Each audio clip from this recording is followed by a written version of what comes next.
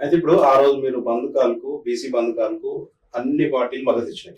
అవును, all parties మద్దతు ఇచ్చారు. అవును, ఆల్ అన్ని కుల సంఘాలు మద్దతు ఇచ్చారు. మరి అసలు ఎవరు వ్యతిరేకం ఉన్నా మన బీసీ 42% రిజర్వేషన్.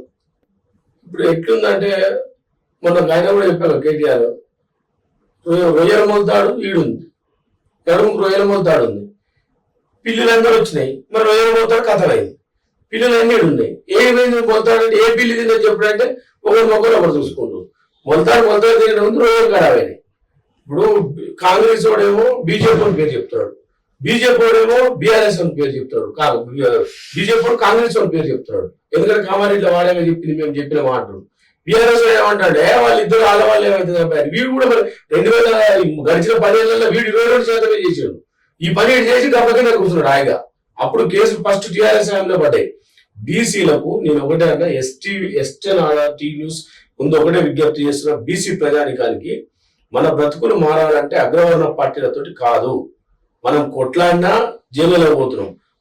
ఇప్పుడు నేను ఇది మాట్లాడుతున్న ఎస్టెల్లా ఈ చూసినట్టు ఓడేడా లోపల చూపుతున్నది భయం ఉంది అంటే అట్లా ఆ రకంగా భయభ్రాంతులు చేస్తున్నారు. కాకపోతే పెరుగుట కొరకై ఈనాటి నుంచి కాదు, భారతం నుంచి కాదు, వెనకటి రోజుల నుంచి అయినా అరాచకం అణిచివేత ఏనైతే ఉంటుందో విప్లవాలు పుట్టుకొస్తాయి. బీసీలను ఈ రకంగా తొక్కి అణిచివేసి అరాచకం చేస్తున్నారు అగ్రవర్ణాలు, గుర్తుపెట్టుకోవాలి. ఇందులో నుంచి ఒక నిప్పుగా పుట్టుకొస్తుంది. అది పార్టీ వస్తుందా లేకపోతే ఉన్న పార్టీలు సపోర్ట్ చేస్తాయా? ఇలా మనం చూస్తున్నాం నార్త్ రాష్ట్రాలలో మొత్తం బీసీలు అప్డేట్ అయి ఉన్నారు.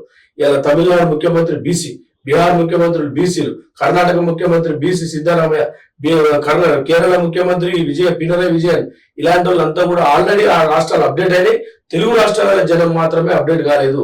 ఖచ్చితంగా ఈ తెలుగు రాష్ట్రాలలో రాబోయే 5 సంవత్సరాలలో 10 ఏళ్ళలోనైనా బీసీ రాజ్యం వస్తుంది. మీరు ఇంతగా ఎక్కువ అణచివేతకు మమ్మల్ని అణచివేస్తూ అమాయకులుగా చేస్తూ చదువుకున్న జ్ఞానం కూడా మాకు బనికి రావట్లే.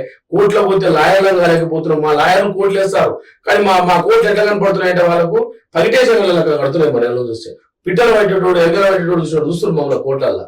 మీ కోర్టులో పనికి వస్తున్నాయి, మా కోర్టులు పనికి రావట్లేవు. మీ అధికారాలు పనికి వస్తున్నాయి. మా ఊరు పోలీసులు మమ్మల్ని అరెస్ట్ చేసి